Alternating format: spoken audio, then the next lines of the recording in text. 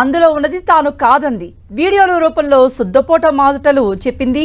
తీయని మాటలతో అభిమానులు తెలుగు ప్రజల చెవుల్లో లొట్టపీసు పూరిపెట్టే ప్రయత్నం చేసింది. చివరికి అడ్డంగా బుక్ అయింది.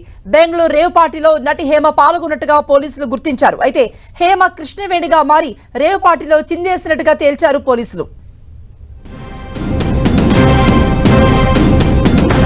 బెంగళూరులో పూర్తిగా కృష్ణవేణిలా మారిన నటి హేమ రేవ్ పార్టీలో కృష్ణవేణి పేరుతో డ్రగ్స్ తీసుకుని దుంకులాడిన హేమ ఫోటోలు బయటకొచ్చినా తప్పుడు వీడియోలతో బుకాయించే యత్నం. అడ్డంగా బుక్ అవడంతో అబ్బా హేమ ఏమి డ్రామా అనుకుంటున్న జనం. బెంగళూరు రేవ్ పార్టీ ఎపిసోడ్లో టాలీవుడ్ నటి హేమ యాక్టింగ్ కమల్ హాసన్ ను మించిపోయింది.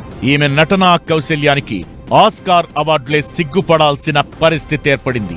రేవ్ పార్టీలో తాను లేనంటూ ఎన్నెన్ని శుద్ధపూస మాటలు, ఎన్నెన్ని మహానటి ముచ్చట్లు చెప్పింది. చివరకు రేవ్ పార్టీలో ఉన్నది హేమే అని తేలడంతో అభిమానులు తెలుగు జనం ముందు అడ్డంగా బుక్ అయింది. హేమ యాక్టింగ్ స్కిల్స్ చూసి ఇప్పుడు జనాలంతా మహానటులకే మహానటి, మస్తు షేడ్స్ ఉన్నాయంటూ హేమను తెగ పొగిడేస్తున్నారు.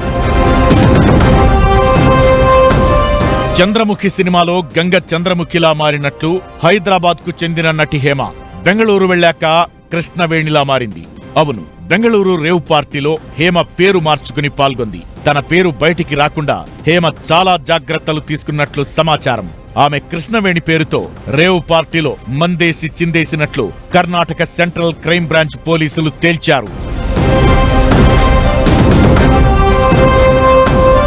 బెంగళూరు నగర శివారులోని జిఆర్ ఫామ్ హౌస్ లో ఈ నెల 20న సన్ రైజ్ టు సన్సెట్ పేరుతో జరిగిన రేవ్ పార్టీపై పోలీసులు దాడులు నిర్వహించారు. ఈ పార్టీలో పలువురు టాలీవుడ్ నటులు, టీవీ నటీనటులు, మోడళ్లు ఉన్నట్లు నిర్ధారించారు.